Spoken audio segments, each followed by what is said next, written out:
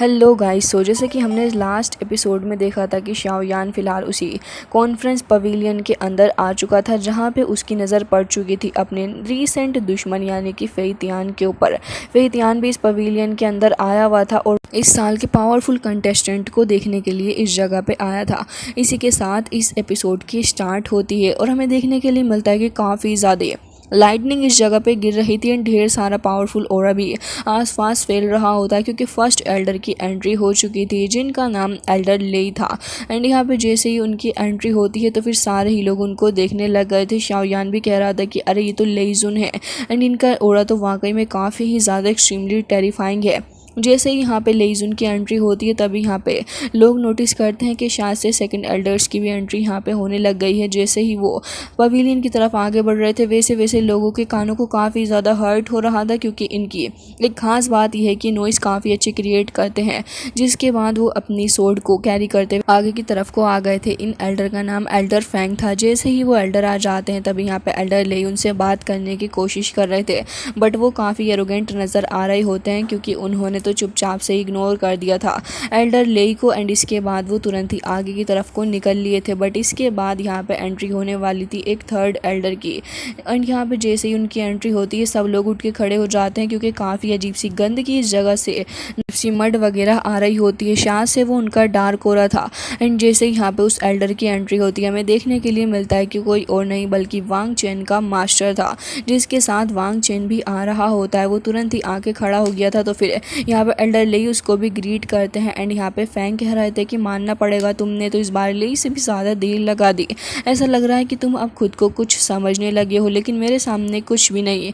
And यहाँ पे वो अपनी एरोगेंस दिखा रहे होते हैं दोनों ही एल्डर्स को। एंड यहाँ पे एल्डर लेई भी उनसे बात करने की कोशिश कर रहे थे बट वो ज़्यादा बात कर नहीं रहे होते। लेकिन एकदम से इन सारे एल्डर्स का ध्यान स्काई की तरफ को चला जाता है क्योंकि स्काई के अंदर से काफ़ी ही सारे खूबसूरत से पार्टिकल्स आसपास गिर रहे थे। सबको नहीं पता था कि ये कौन है बट यहाँ पे हमें देखने के लिए मिलता है कि यहाँ पे तो अपने फैंग जूजे आए हुए थे। एंड यहाँ पे जैसे ही वो आते हैं तो फिर काफ़ी सारी ब्राइट लाइटनिंग हर जगह ही होती है। एंड शाओयान की नज़र भी फैंग जूजे के ऊपर पड़ जाती है। जैसे यहाँ पे फैंग जूजे आते हैं तो फिर सारे एल्डर्स एक दूसरे को ग्रीट करने लग गए थे। एंड फैंग जूजे भी थोड़ा इधर आधर देखते हुए जाके अपनी चेयर पे बैठ जाते हैं। अब एल्डर ले खड़े हो गए थे और कह रहे थे कि आज इन सभी को मैं ये बताना चाहूँगा कि जो कोई भी इस थंडर माउंटेन के ऊपर आया है उन सभी का बहुत बहुत शुक्रिया। एंड आप सभी को वाकई में तहे दिल से शुक्रिया अदा करने के बाद मैं इस चीज़ को भी अपने दिल से जाहिर करना चाहता हूँ कि मैं काफ़ी खुश हूँ कि इतने सारे लोग इस जगह पे आए हैं। पार्टिसिपेंट्स प्लीज़ अपनी लाइन से ज़्यादा कुछ भी करने की कोशिश ना करिएगा एंड जो कुछ भी आपके बस में हो उसे ही हैंडल करिएगा। अब ये सुनने के बाद यहाँ पे स्पेशली लेई के साथ जो डिसेबल थे वो सभी काफ़ी ज़्यादा चीयर अप कर रहे थे कि वो तो सबसे ज़्यादा एक्साइटेड थे। तभी लेई बता रहे थे कि हमने टोटल 53 कंटेस्टेंट्स को चुना है इस कॉन्फ्रेंस के लिए। उम्मीद करता हूँ कि आप 53 कंटेस्टेंट्स काफ़ी अच्छे से रहेंगे एंड रूल्स जो हैं वो सेम ही हैं जैसे कि हमने पिछली बार इस कॉन्फ्रेंस के अंदर रखे हुए थे। अगर आप में से कोई फाइट करते दौरान हार मान लेता है तो फिर उसे हटा दिया जाएगा। वैसे आप फाइट कर सकते हैं जब तक सामने वाला बंदा अपनी हार को एक्सेप्ट ना करे। जिसके बाद सारे कंटेस्टेंट अब एरिना के अंदर उतर चुके थे। ऑडियंस के अंदर भी एक अलग ही तरीके का जोश हमें देखने के लिए मिल रहा था। सारे यहाँ पे बड़े जो ये डिसेबल थे वो सारे के सारे अपने मास्टर से आज्ञा लेके तुरंत ही एरिना की तरफ को आ जाते हैं। मो किंग लुआन उसके साथ ही वांग चेंड एंड यहाँ पे दूसरा वाला बंदा ली भी आ गया था। एंड इसके अलावा यहाँ पे सारे ही लोग देख रहे थे कि अब इस पवेलियन के अंदर क्या होने वाला है क्योंकि यहाँ पे अभी फ़िलहाल अपनी येलो स्प्रिंग पवेलियन से कोई नहीं आया है। लेकिन कुछ ही देर बाद जैसे ही सबकी नज़र पड़ती है तो येलो स्प्रिंग पवेलियन से भी आ चुकी थी अपनी फैंग किंगर। एंड फैंग किंगर तुरंत ही आके एल्डर्स को ग्रीट करती है।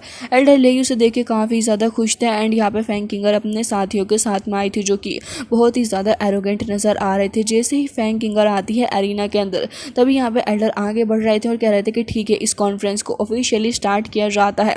जैसे ही यहाँ पे ये बात वो बोलते हैं तभी पार्टिसिपेंट्स को देख के ऐसा लग रहा था कि पागल से हो चुके हैं क्योंकि उनके बस इतना कहने पे कॉन्फ्रेंस स्टार्ट होती है सभी पागलों की तरह एक दूसरे को मारने लग गए थे। बुरे तरीके से ये लोग एक दूसरे को मार रहे होते हैं दूसरे की जान के प्यासे ये लोग बन चुके थे, बल्कि इनके चेहरे से देखने में लग रहा होता है कि अगर इनका बस चले तो एक एक को खा जाए, बस इनको किसी भी हाल में बस आगे निकलना था। अब यहाँ पे एक पार्टिसिपेंट्स को हम देखते हैं जो कि फिलहाल फाइट कर रहा था, बट वो गिर जाता है।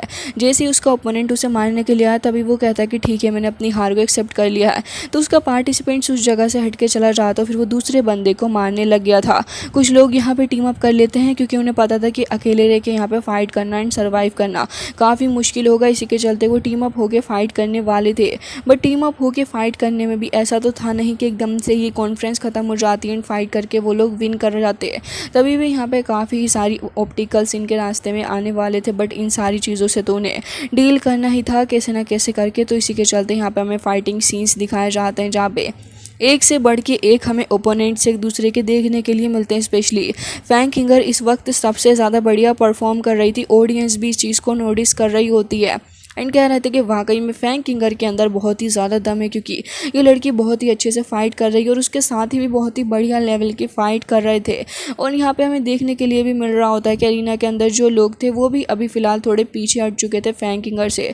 वांग चेन एक अलग ही स्ट्रेटेजी से खेल रहा था, क्योंकि उसने लोगों के साथ में टीम अप जो कर लिया था वो बस एक साइड को खड़ा हो जाता है और अपने आदमियों से कह देता है कि दूसरों को जाके मारो, क्योंकि खुद वो अगर अरीना में आएगा तो जाहिर सी बात है लोगों का निशाना वो भी बनेगा। इसलिए वो बस साइड में रहकर भी फिलहाल इन सारी चीज़ों से डील कर रहा था एंड जैसे जैसे उसे मौका मिलता जाता उसी मौके का फ़ायदा उठाकर अपने ओपोनेंट को मार के दूसरी जगह को खिसक लेता। जिसके बाद यहाँ पे सारे ही एल्डर्स आपस में बातें कर रहे थे कि आखिर ये चल क्या रहा है। फिलहाल तो यहाँ पे सारे के सारे लोगों ने अपना मेन निशाना फैंग को ही बना रखा था। तभी फैंग यहाँ पे अच्छे से फाइट भी कर रही थी, तो फिर एल्डर अब उसकी तारीफ़ कर रहे होते हैं। स्पेशली यहाँ पे एल्डर फैंग कह रहे होते हैं कि मुझे तो ऐसा लग रहा है कि बहुत ही अच्छा परफॉर्म ये लड़की कर रही है। तो फिर फैंग जूजे भी उनकी बात से एग्री करते हैं और कह रहे थे कि बिल्कुल ऐसा लग रहा है कि इस बार विन एंड थंडर पवेलियन के जीतने के चांसेस बहुत ही ज़्यादा इस कॉन्फ्रेंस के अंदर। तभी एल्डर लेही अपनी तारीफ़ सुनने के बाद एंड अपनी पवेलियन की तारीफ़ सुनने के बाद कह रहे थे कि फैंग जूजे आपका बहुत बहुत शुक्रिया कि आपने हमारी तारीफ़ की है, लेकिन ऐसा लग रहा है कि आपकी पवेलियन से भी कुछ कम पावरफुल लोग इस जगह पे नहीं आए हैं। जैसे कि लड़की मुकिन लुआन ये बहुत ही अच्छा परफॉर्म कर रही है, इसके आसपास तो कोई बंदा भटक ही नहीं पा रहा। बट वांग चेन के मास्टर वो यहाँ पे एकदम ही शांत बैठे थे, क्योंकि काफ़ी एम्बेरस हो रहे होते हैं वांग चेन की स्ट्रेटेजी के ऊपर कि आखिर वो कैसे इतना पीछे रह के फाइट कर सकता है और अपने लोगों को इस तरीके से मरने के लिए वो छोड़ रहा है। हालांकि वांग चेन की स्ट्रेटेजी का एक पार्ट ही था, तो इस तरीके से इसमें एम्बेरस होने की तो कोई बात थी ही नहीं। बट मास्टर को ये चीज़ बिल्कुल भी नहीं पसंद आ रही होती कि वांग चेन इस तरीके से रिएक्ट कर रहा है एंड वो खुद पीछे रह के अपने साथियों को सबसे आगे कर रहा है, जबकि उसके साथ ही उससे भी काफ़ी ज़्यादा वीक है। चाओयान जो कि ऑडियंस के अंदर बैठा हुआ था एंड वो दूर से इस सारी चीज़ों को देख रहा था, वो ये कह रहा होता है कि पार्टिसिपेंट्स तो वाकई में बहुत ही अच्छा कर रहे हैं। लेकिन तभी उसकी नज़र अपने फ्रेंड के ऊपर पड़ जाती है, जो कि अभी इस फाइट के अंदर काफ़ी ज़्यादा स्ट्रगल कर रहा था। अब उसको देखने के बाद शाओयान कह रहा होता कि आखिर यहाँ पे इतने खतरनाक ओपोनेंट्स हैं और उसका फ्रेंड क्यों इस जगह पे आ चुका है। फिलहाल तो उसकी हालत बहुत ही ज़्यादा ख़राब हो चुकी थी, वो लगातार खुद को बचाने की काफ़ी ज़्यादा कोशिश भी कर रहा था, बट उसकी हालत इतनी ज़्यादा ख़राब होती है कि उसे खुद भी नहीं समझ आता कि आखिर खुद को संभालना कैसा है। लोग मल्टीपल अटैक्स उसके ऊपर कर रहे थे, क्योंकि इन लोगों का तो सीधा सा एक हिसाब बन चुका था कि जो सबसे ज़्यादा वीक पड़ता हुआ नज़र आ रहा है सबसे पहले उसे ही ख़त्म कर दो, फिर उसके बाद आगे बढ़ो। अब मल्टीपल लोग उसके ऊपर अटैक कर रहे थे एंड स्पेशली वांग चेन उसे देख के काफ़ी ज़्यादा खुश था। शाओयान को काफ़ी ज़्यादा गुस्सा आ रहा था इस सब कुछ देख के, क्योंकि वो समझ चुका था कि वांग चेन अब उसके फ्रेंड को बिल्कुल भी नहीं छोड़ेगा।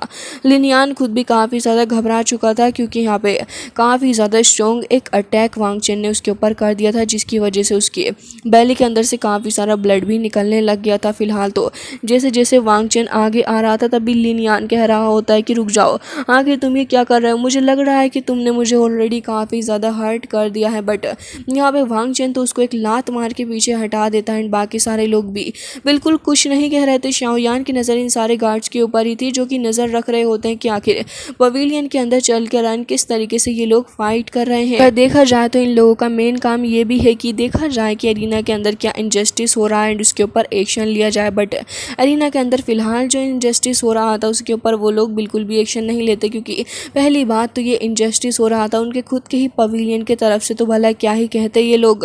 अगर कोई अननोन पर्सन अटैक करता तब तो ये जाके एक्शन ले सकते थे।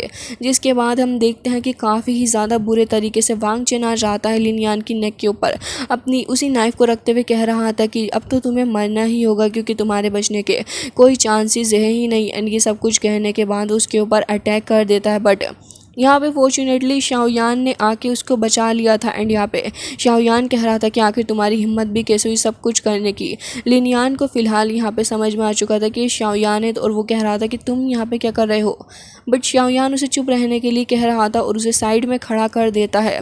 उसका फ्रेंड ये भी कह रहा होता कि ऐसा मत करो क्योंकि तुम फंस जाओगे, बट वो सारे के सारे सोल्जर्स जो कि अभी तक अंधे बन के खड़े हुए थे वो कोई भी एक्शन नहीं ले रहे थे। बट अभी जैसे ही शाओयान अरीना के अंदर आके एक सही चीज़ के ऊपर आवाज़ उठा रहा है तो फिर ये सारे के सारे लोगों को काफ़ी बुरा लग रहा है। शाओयान तो अभी भी यहाँ पे अपने लिए स्टैंड लेता है और कह रहा था कि मुझे तो ऐसा लग रहा है कि जैसे कि तुम सारे लोगों को दिखना बंद हो चुका है, क्योंकि जिस तरीके की हरकतें तुम कर रहे हो, क्या तुम्हें नज़र नहीं आ रहा कि ये बंदा क्या कर रहा था। इस लड़के ने इससे खुद कहा कि अपनी हार को एक्सेप्ट कर रहा है, उसके बावजूद भी ये बंदा वांग चेन ये बाज ही नहीं आ रहा बल्कि उसे मारना चाहता है। क्या ये चीज़ गलत नहीं है? लेकिन वांग चेन को इस बात से बिल्कुल भी फ़र्क नहीं पड़ रहा था, बल्कि वांग चेन तो शाओयान को भी बहुत ही ज़्यादा बुरा कहने लग गया था और कह रहा होता है कि देखो तो सही, एरिना के रूल तोड़ के तुम एरिना के अंदर आ गए हो और मुझे समझा रहे हो कि मुझे क्या करना है और क्या नहीं। लेकिन शाओयान भला कहाँ इस वांग चेन के बच्चे से डरने वाला था। वो तो उसे साफ साफ सभी के सामने कह देता है कि तुमने सबसे पहले रूल्स को ब्रेक किया है, कि यहाँ पे सब कोई लोग अंधे हैं जिन्हें दिख नहीं रहा कि तुम आखिर क्या करने की कोशिश कर रहे हो। ये सुन के तो वांग चेन को और भी ज़्यादा मिर्ची लग जाती है और वो पलट के देखने लग पड़ा था कि आखिर ये बंदा बीच में क्या बोल रहा है। बाकी सारे लोग भी इतनी ज़्यादा बातें सुनने के बाद अब उन सब की सेंटर ऑफ अट्रैक्शन एक तरीके से वांग चेन ही बन चुका था, क्योंकि सभी वांग चेन को देख रहे थे तो वो वैसे ही स्टूपिड बातें कर रहा होता है, ऊपर से शाओयान को ब्लेम भी कर रहा था। कहीं ना कहीं सारे एल्डर्स को ये बातें सही तो लग रही थी, बट अब कैसे ही ये लोग अपनी साइड के अपोजिट बोल सकते हैं, तो इसीलिए सारे के सारे चुप होते हैं। शाओयान अब वांग चेन के मास्टर से डायरेक्ट बात करते हुए कह रहा था कि क्या आपको नहीं दिख रहा कि इन दोनों की स्ट्रेंथ के अंदर कितना ज़्यादा अंतर है, उस सब के बावजूद आप इसे फाइट करने दे रहे हैं, वो भी एक ऐसे पर्सन से जो कि इतना ज़्यादा वीक है। क्या ये गलत बात नहीं है? लेकिन उसके मास्टर को इस बात पे गुस्सा था कि शाओयान खड़ा होकर बोल ही क्यों रहा है, बल्कि उसे तो चुप होना चाहिए। शाओयान अभी आगे और भी बोलता है, कह रहा था कि इतने सारे लोग जो कि इस जगह पे खड़े हैं सभी ने सारा हादसा होते हुए देखा है, लेकिन उस सब के बावजूद भी एल्डर ले भी कुछ नहीं बोल रहे और ना ही बाकी सारे एल्डर्स। तभी यहाँ पे वांग चेन के मास्टर कह रहे थे कि अच्छा, मुझे लग रहा है कि लड़का कुछ ज़्यादा ही बोल रहा है। एल्डर ली, आपका इस बारे में क्या कहना है? मुझे तो लग रहा है कि इस लड़के को अब सबक सिखा के आना ही होगा। तो एल्डर ली अब एल्डर फैंग से कहते हैं कि मुझे भी यही लगता है कि ये लड़का अगर ज़्यादा देर तक इस कॉन्फ्रेंस के अंदर रहा तो एक क्योस क्रिएट कर देगा, और आखिर ये पर्सन है कौन जो कि इतना ज़्यादा बोल रहा है हम सभी के खिलाफ। तो अब यहाँ पे जब वांग चेन के मास्टर के पास में कोई दूसरा ऑप्शन बचता ही नहीं है, तभी वो कह रहे थे कि ऐसा लग रहा है कि इस लड़के को सज़ा दिलवानी ही पड़ेगी, क्योंकि ये बहुत ही ज़्यादा बुरा हमारे पवेलियन के साथ में कर रहा है, इसकी रेप्यूटेशन को गिरा के। बट एल्डर फैंग जूजे वो यहाँ पे एक राइट चीज़ का साथ लेते हैं, कह रहे थे कि तुम आखिर इस लड़के वांग चेन को सज़ा क्यों नहीं दे रहे? इसने भी तो इनजस्टिस किया उस लड़के के साथ में, लेकिन तब तो तुमने कुछ नहीं कहा। अब यहाँ पे एल्डर फैंग को न चाहते हुए भी फैंग जूजे की बात के साथ में एग्री करना ही पड़ रहा था। कह रहे थे कि हाँ, मुझे भी यही लगता है कि वांग चेन की गलती पहले है, पहले इसको ही ध्यान रखना चाहिए था। वांग चेन के मास्टर के पास में अब कोई दूसरा ऑप्शन तो था नहीं, एंड वैंग जूजे के साथ में वो वैसे भी ज़्यादा कुछ तो कह नहीं सकते, क्योंकि खुद भी प्रॉब्लम में फंस सकते हैं, जिसके चलते अब वो यहाँ पे उठ के खड़े होकर आ चुके थे शाओयान के साथ में। कह रहे थे कि तुम कुछ ज़्यादा ही बोल रहे हो, अगर तुम्हारे अंदर इतनी ही ज़्यादा पावर है एंड अगर तुम इतना ही ज़्यादा जस्टिस से प्यार करते हो तो फिर ठीक है, तुम आगे बढ़ो एंड तुम ही यहाँ पे वांग चेन के साथ में फाइट करो। याद रखना, तुम्हें खुद को प्रूफ करना होगा, और अगर तुम जीत गए तो फिर हम तुम्हें और तुम्हारे इस दोस्त को यहाँ से पीसफुली जाने देंगे, बट अगर तुम ऐसा नहीं कर पाए तो याद रखना तुम्हारे साथ बहुत ही ज़्यादा बुरा होगा। शाओयान इस फाइट के लिए एग्री कर जाता है, क्योंकि उसे अपने फ्रेंड की जान जो बचानी थी, बट वांग चेन यहाँ पे काफ़ी ज़्यादा ओवर कॉन्फिडेंस के साथ खड़ा हो गया था एंड कह रहा था कि तुम तो अपने हारने की तैयारी कर लो, एंड जैसे ही तुम हारोगे मैं यहाँ पे काफ़ी ज़्यादा खुश होने वाला हूँ, बट तुम्हारे पास में एक दूसरा ऑप्शन भी है कि अगर तुम मुझे अभी 3 टाइम्स कांटो कर लो तो फिर मैं तुम्हें यहाँ से जाने दूंगा, मेरे टीचर को भी कांटो करना होगा। लेकिन शाओयान कह रहा होता है कि ज़्यादा बातें बनाने की ज़रूरत तुम्हें है नहीं, क्योंकि अभी मैं फ़िलहाल तुम्हारे साथ में फ़ाइट करने वाला हूँ एंड तुम्हें दिखाऊंगा कि आखिर असली पावर होती क्या है। ये सारी की सारी बातें कहने के बाद यहाँ पे शाओयान अपने फ्रेंड का हाथ छुड़ा लेता है और फिर तुरंत ही आगे की तरफ को आ गया था और कह रहा था कि ठीक है चलो फाइट करते हैं। और इसी के साथ आज का ये एपिसोड हो जाता है एंड आई होप आपको पसंद आया होगा।